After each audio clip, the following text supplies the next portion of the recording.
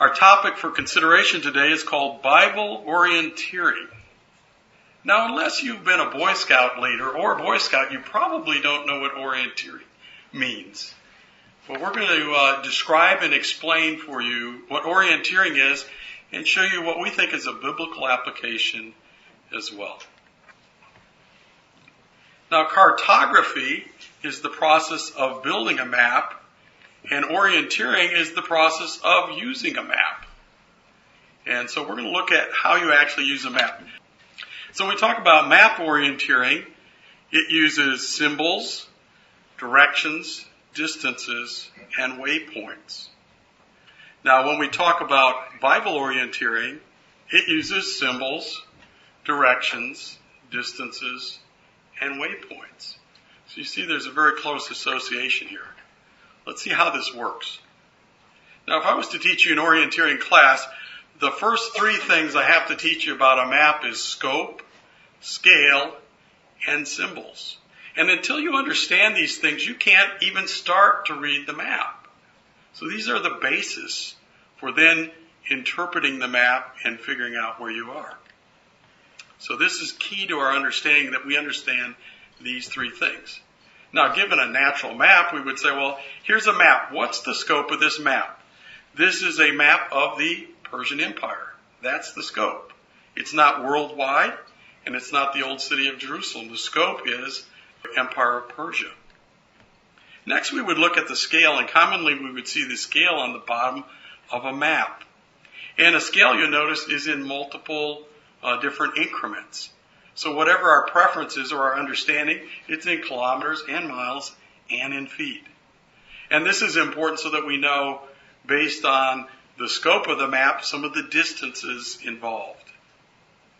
And the last thing that we have to understand as a prerequisite to reading a map is the symbols. And you'll see many of the common symbols here that we might see on a normal map. So you might see legends for an on-road or off-road pavement, trails, streams, and so on and so forth. And we would have to understand these symbols so when we see them on the map, the words aren't there on the map, that we would understand what was being meant. Now, once we've mastered what the scope, scale, and symbols are, now we can start the orienteering process. And this really we would also call navigation. And we have to start with a starting and an ending point. We orient our map, or we turn it in the direction of travel so that the map matches reality. Along the way, we look for waypoints that we should be seeing, and that gives us a confirmation. And finally, we get to the end point and the realization of where we want it to be. So the first part is to establish what the start and finishing points are. And as we learned in Boy Scouts, you can't always travel in a straight line, so you might have to take a trail that curves around a mountain or goes around a lake or a swamp. But still, we establish our start and finish points, and then we figure out how to navigate between. Next, we orient the map, and this means simply turning in the map in the orientation of what we're seeing around us.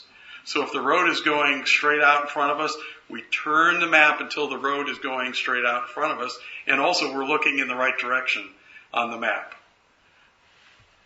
Finally, along the way, we are looking for waypoints. So we might have a mountain that we would see. That's a waypoint. We would see we're going around this mountain. We see the other mountain to the left. We might have other waypoints, including streams and other roads and so forth. And finally, we get to our destination, the realization. And now we see what it's really like. Now, map orienteering, basically we determine the starting and ending point. We orient the map. We set our expectations. As we go along, we observe progress, and we also adjust for realities. Now, we're in the 21st century, so most of us now probably have GPSs. And they probably automatically do this. They adjust the orientation so you see where you are on the road. You see the roads go by. You see the street you're supposed to turn on up ahead. It's doing it for you, but it's the same process. Let's look at Bible orienteering. Now, first we have to get an understanding of the symbols in God's map. And the first thing we've got to understand, just like the regular map, is scale. In Numbers 14:34 it says, after the number of days in which you search the land, even 40 days, each day for a year, ye shall bear your iniquities, even 40 years. And ye shall know my breach of promise. And so what's really key here is we're getting an association between what? Days and years. And the scriptures are giving us. Is this the only place that this association is given to us? Well, absolutely not. Thou shalt bear the iniquity of the house of Judah 40 years. Keep that in mind. He says 40 years. And I have appointed thee each day for a year. So here again we have this association linking years and days. It's saying that the symbolic days that you had are now going to be represented in years. The next thing that we have to understand is the Jewish calendar. And the Jewish calendar is described as a solar lunar calendar. And what that means, a lunar calendar just follows the moon, irregardless of the cycles, and doesn't really track with the year. But the solar lunar calendar, on an annual basis, makes some adjustments so that it stays aligned with the solar calendar. And so in the solar lunar calendar, in general, we have 12 months. They each have 30 days, the cycle of the moon, and that leads to 360 days per year. Another important thing that we have to understand in the scale that God gives us, he talks about times and seasons. In Joshua 3:15 it says, it's the time of the harvest. And that occurred once a year. In Leviticus 26:5 it talks about the time of the sowing. How often did that happen? Once a year. In Numbers 13:20 he talks about now is the time of the first ripe grapes. That occurs once a year. Okay? So very specific. So it's showing us when he's talking about times, he's talking about an annual event. It occurs with regards to a year. In Leviticus 25:50 we read, shall be according to the number of years, according to the time. So in this Leviticus scripture, he's giving us an equality. He's saying if I'm speaking symbolically, a year is a time. And there are other examples as well. So when we see what we have when we're talking about a time, we're talking about an annual period, and that is what? 360 days by the Jewish rendering. In 2 Peter 3:8 we read, according to New American Standard, but do not let this one fact escape your notice, beloved. He's talking to those that are listening, his beloved, that with the Lord 1 day is as 1,000 years, and 1,000 years as 1 day. Can he make it any clearer? He gave it to you both ways, forwards and backwards. He's stressing the importance of this. So from the Lord's perspective, a day is as a year. He's giving us another clue. 1 day to being 1,000 years. And in Psalm 90 verse 4 in New International we read, for 1,000 years in your sight, this is the Lord, are like a day that has just gone by, or like a watch in the night. So he's saying it's just an instant. But once again, he's reaffirming this period that he has given us. And this is from God's perspective. So when we look at prophetic periods from God's perspective, when he's giving us that perspective, the clue is a day for 1,000 years. So let's look at our Bible scale that we've investigated. In general, a day equals a year. In a week there are 7 days, so that would be 7 years. In a month there would be 30 days, okay, or 30 years. And in a year or a time, 360 years. And so we see very clearly into now we have our scale. You see, we're almost ready to read our Bible map because we understand the scale now, and now we can apply it. And there's a supplemental scale that a day with the Lord is as 1,000 years. Now let's look at just an overview of chronology. In chronology, there's a number of methods to figure periods and so forth in chronology. In some, we have starting and ending points only defined. And those are things like the double. So we got starting and ending points, and we have to interpret. In some, we have a starting point with a period. And those are things like the 490, 1260, 1290, 1300, 35, 2300. So you got a starting point, you know the distance. So you know where you should end up. Okay, you see the difference in the two. And then we've got some with a starting point, and then what is described as cycles. And we've got that with the creative days, we've got that with the harvest, we've got that with the Jubilee. Now, for the scope of this talk, our focus is going to be on the first two. There's not enough time, as you're going to see, for us to cover all of it. So we're going to focus in on the first two in this scope of this. And we're going to look at lots of prophetic periods. Now, here's a topographical map. This is via a GPS.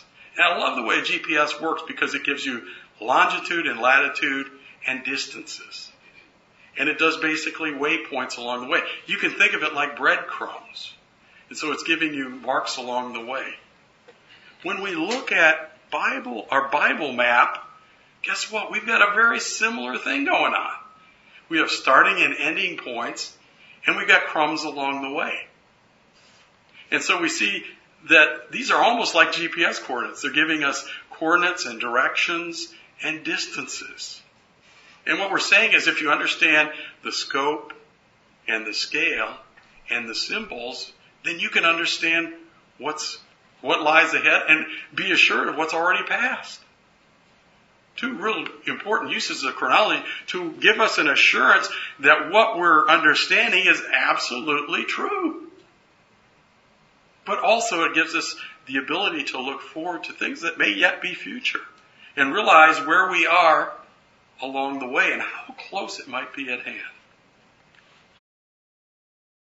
In Matthew 24:3, according to Rotherham, we read, "The disciples came unto him privately, saying, 'Tell us, when shall these things be, and what will be the sign of your presence and the conclusion of the age?'" Now you remember in a map, you not only have these data points, but you also had events. You had symbols of what was going to happen. And so we see both of these components right here, laid out in Matthew 24. And so it's saying, in order to get the big picture, you've got to look at all of it. You not only know the mathematical part of it, but you also have to understand the symbols. Remember, first off, I talked about cartography versus orienteering. Most of us are orienteers. There are a few out there that are cartographers, and they're dealing with the times and the seasons and the specific dates and some of those things. But for most of us, this is a road map that we're using. We're not building the map, we're using the map. And that's going to be kind of the spirit of as we continue to go through some of these periods.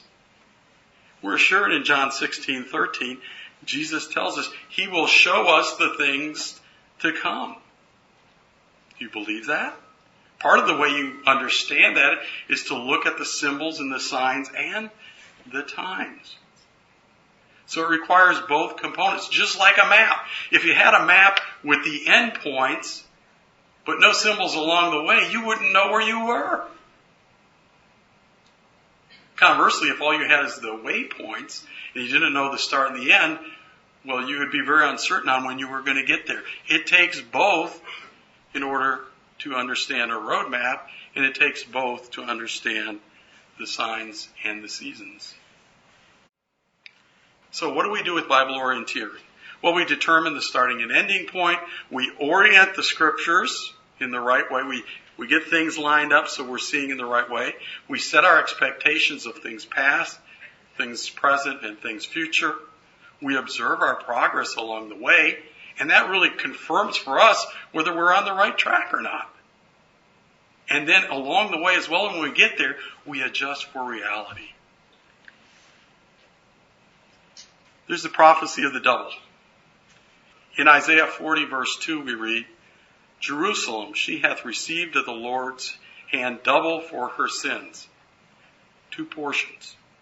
And that's the word keppel, which means not just portions, but something that's folded in half. And that's a real key clue here. Because if it's folded in half, what is the first part? It's equal to the second part.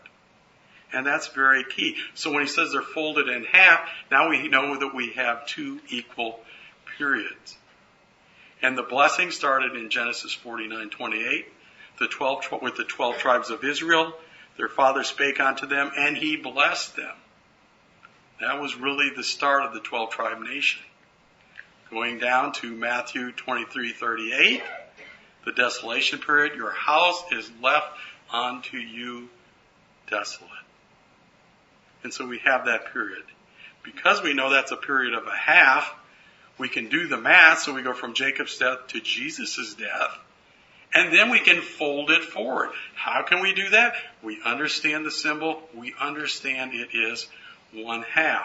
And 3.5 years later, what? The Jews were left in desolation until 1878, a very key time. Petah Tikva, and the first semblances of regathering. And so we see this works just wonderfully. So we can see on the Bible map how it makes sense. They started as a nation. They became desolate. They could no longer worship in the temple. It was destroyed. And then they were desolate in a period until their regathering. That's Israel's religious double. So as we look at that, we see Israel was blessed, and then Israel was left desolate. Spiritual favor was removed. They were out literally in the wilderness. Let's look at secular Israel's double. And this one, we're going to work at a little differently. We know when they became a nation, and we know when they became a nation a second time. So since we know there's two halves, if you divide that period in two, you come up with 68 AD. This is really their dispersion from the land. I know what you're thinking. You're thinking, no, it was 70 AD. Let's look at what happened in 68 AD.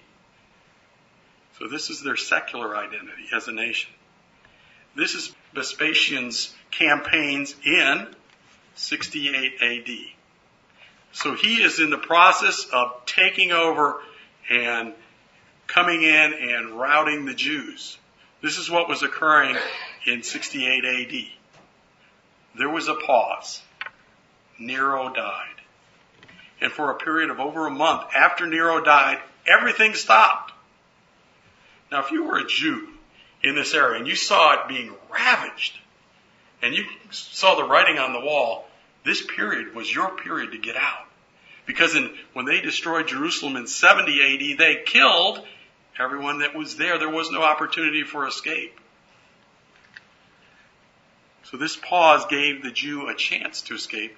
And this occurred in 68 AD. And it nicely lines up with our observations.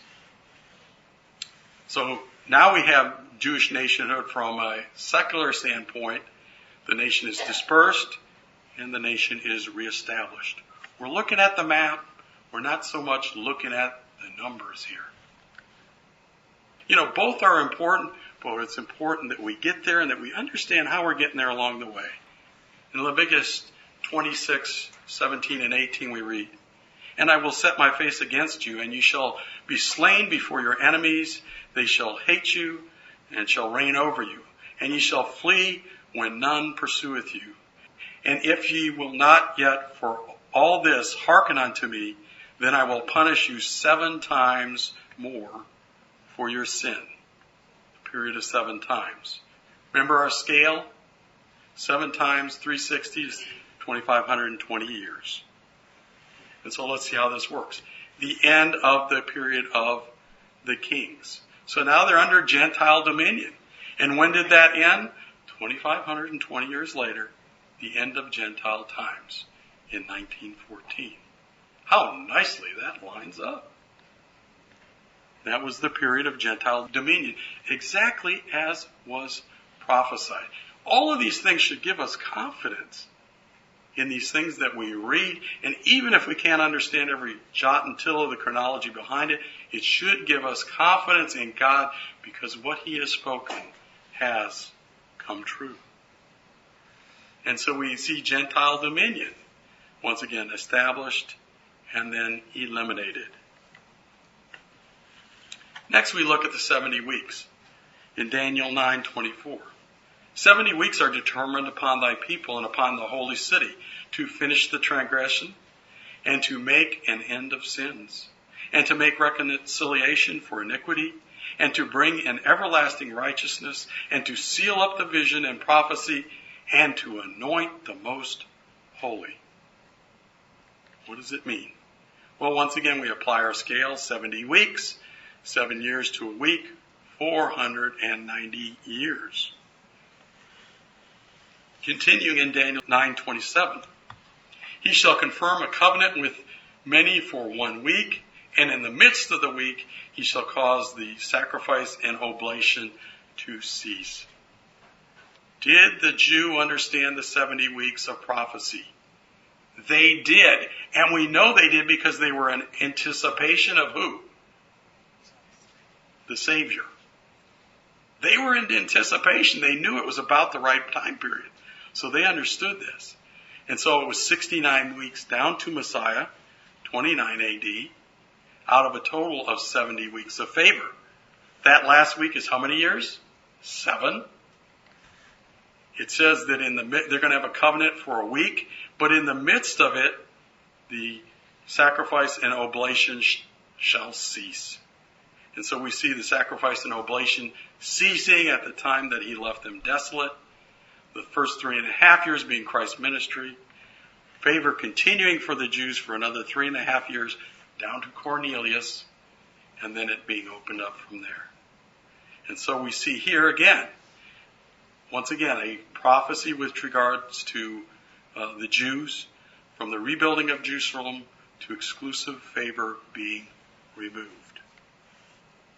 Next, we look at the 2300 days in Daniel 8:13 and 14. How long shall be the vision concerning the daily sacrifice and the transgressions of desolation, to give both the sanctuary and the host to be trodden underfoot? And he said unto me, unto 2,300 days. Then shall the sanctuary be cleansed. Let's see how this works. Well, what was going to happen? First, the daily offerings were to be broken. The sanctuary was to be cleansed, was the second thing. In 1 Corinthians 3:16 we read, know you not that ye are the temple of God? What this is saying is that the application on the other end is to his spiritual temple. What happened there? Let's look at the 2300 days. From the rebuilding of Jerusalem to the sanctuary class being cleansed. 1846. Not a very prominent date in history. But there is something that happened that was interesting on that date. And what we expect would be a separation of this sanctuary class. What happened in 1846? Well, the Evangelical Alliance was founded in 1846. And this is a way of kind of bringing back together all the different Christian denominations into one common creed. One acceptable common creed. And this is their logo today. They exist even to this date. They had a couple of tenets that the true church could absolutely not abide by. Tenet number 3, the unity of the Godhead and the Trinity of persons therein. That was repulsive to the church. It rejected fundamental doctrine. It was not acceptable. And the second was number 8, the immortality of the soul. And so you see that the true church would have to depart from any alliance or association with these church systems that were starting to embrace this false theology. They could no longer stay with these systems. So we see here a sanctuary class separation occurring in 1846. Continuing, we have the Daniel 12 time prophecies. And we read in Daniel 12:9, go thy way, Daniel, for thy words are closed up and sealed until the time of the end. Now, if you read many of the earlier works from the 1800s on this, there was a lot of confusion. The periods that he lists are 1260, 1290, and 1335. What do these have in common? Well, an individual called Eliot in 1852 for the first time published a chronology where all of these started on the same date. And that was key. That was picked up by Storer and Barber and Russell as well, so it was passed down. It made sense. This was one of the keys that helped unlock these time features at the end time. And so we have three periods that are interrelated and that start at the same point in time. So what happened in 539? Well, there was a lot of problems. Remember, the Roman Empire was shifting to Constantinople. It was going into the area that we now know as Turkey. And so the stronghold of Italy was very much in flux. The Vandals had come in. We all know what that word Vandal means.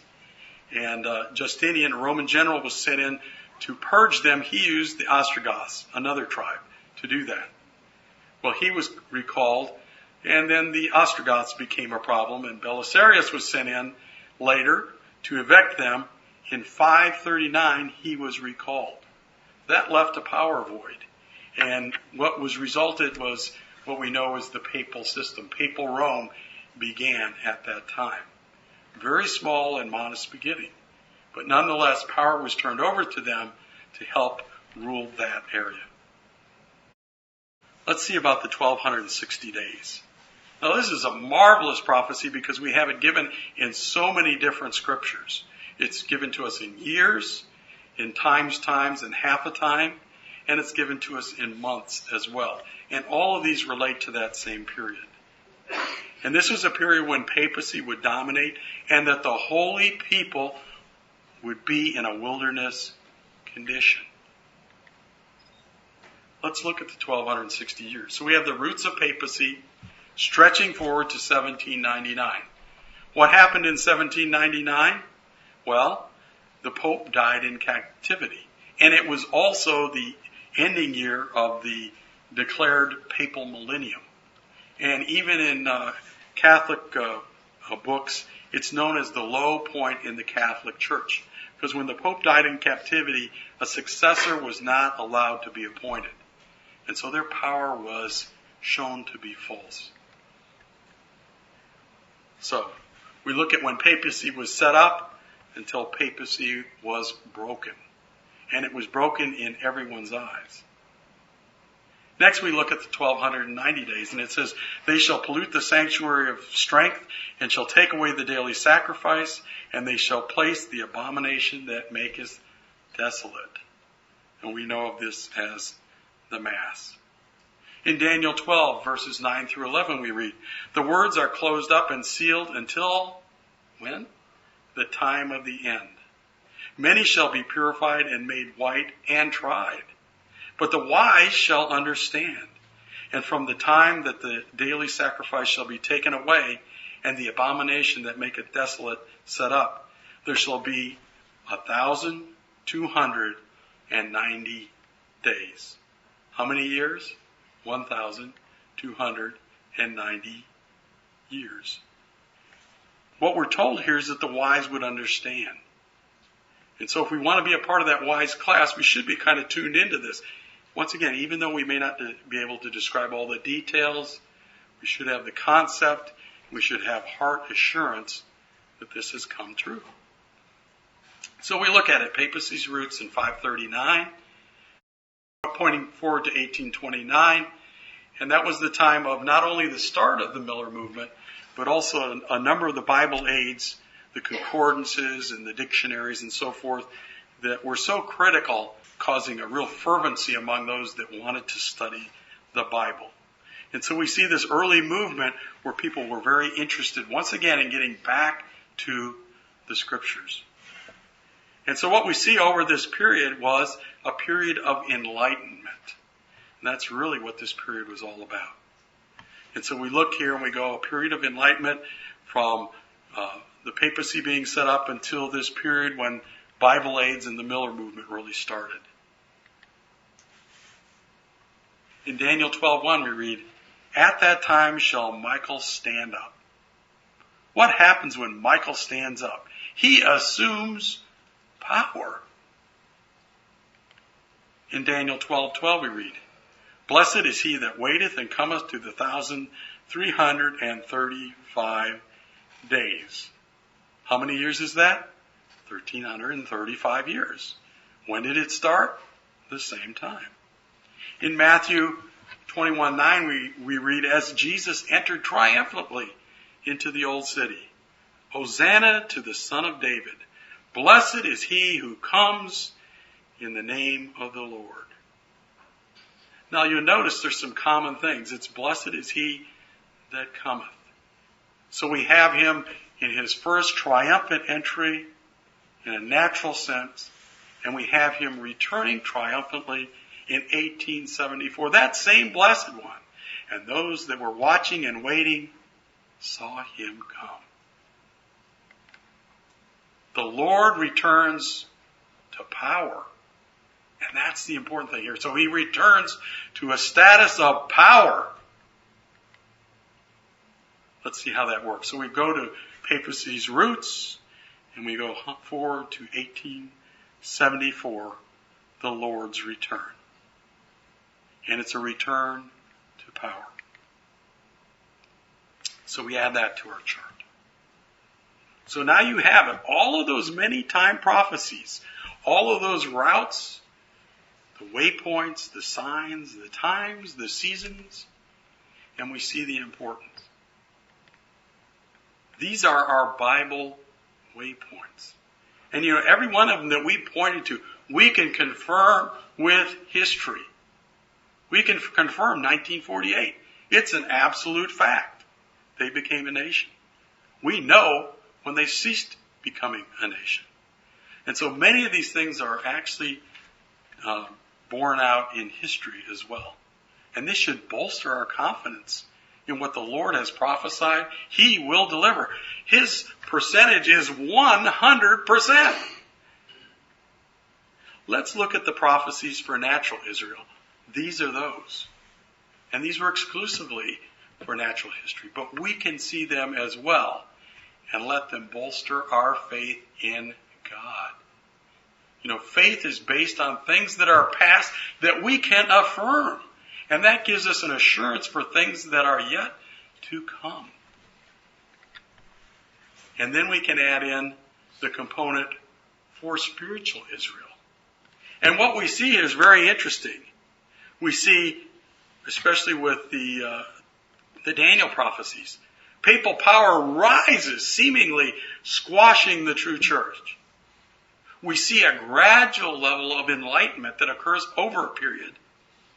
And then convening with Bible aids in the Miller movement. Why was that necessary? Because when he returned, there had to be those watching and waiting. And if they hadn't been enlightened, they wouldn't have been there. So this should bolster our faith in these things. And you see the beautiful logical progression. God was saying, I'm going to let papacy seemingly have its run. And then I'm going to prove them false. Then over time there'll be enlightening. And there'll be a people that will be called out so that they can be watching and waiting when I return. And they, and only they, will see this invisible second presence of the Lord. I don't know about you. I find that exciting. This is kind of an overview of God's map for us. This is Bible orienteering. Now we see God's plans and purposes being fulfilled. And so as we saw the nation of Israel become established in 1948, that should give us confidence. Because we have faith on the things that He's assured us, and He's exactly right. And therefore we can have faith on the things yet to be seen. Now there's one important thing that we have to do, and that's adjust for reality. And the pastor himself did this as well. In the foreword of the third volume we read, "We are free to say that the restoration of Israel has not been accomplished as rapidly as we had anticipated. Nevertheless, we should be watching and waiting in an expectant attitude." Did he adjust for the reality? Absolutely. No one will doubt that.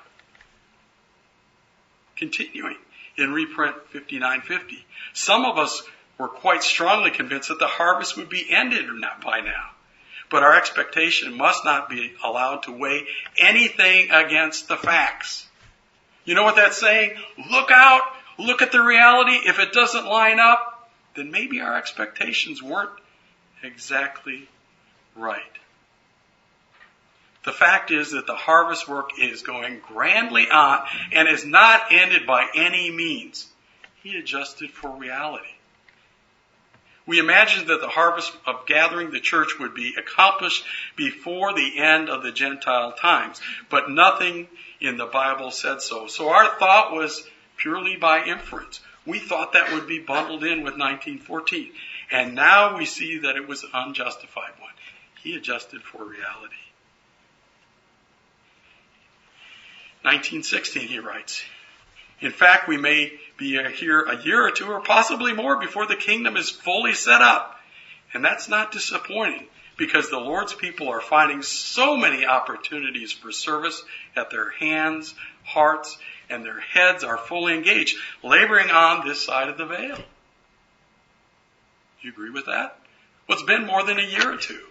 But I think our attitude and expectation should be exactly what's stated here. We just changed the period. What would he say today?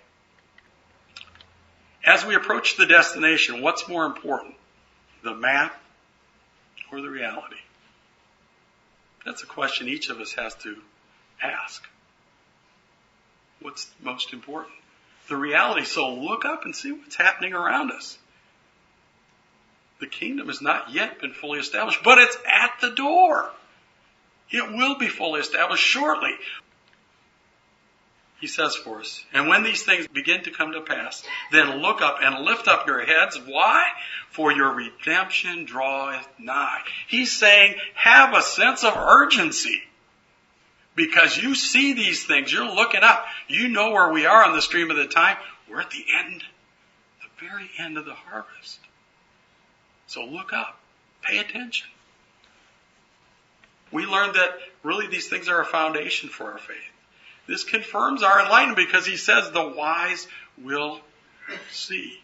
That gives us assurance of God's promises. And we can see the many facets and the many ways that he looked at his plans, because this is not a one-dimensional chronology that we've looked at. It's many aspects. And he was dead on in every single one of them. So what it should give for us is a sense of urgency. So the question is, when are we? In Romans 8:19, it tells us exactly when we are. "For the earnest expectation of the creation waiteth for the manifestation of the sons of God." It's waiting on you, and it's waiting on me. But we're one heartbeat away from that kingdom. We thank our Heavenly Father, for from him and through him and to him are all things. To God be the glory forever. Amen.